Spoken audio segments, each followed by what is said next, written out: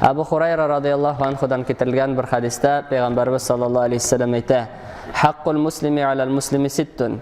قيل ما هن يا رسول الله صلى الله عليه وسلم قال إذا لقيته فسلم عليه وإذا دعاك فأجبه وإذا استنصحك فانصح له وإذا عطس فحمد الله فشمته وإذا مرض فعده وإذا مات فاتبعه دي.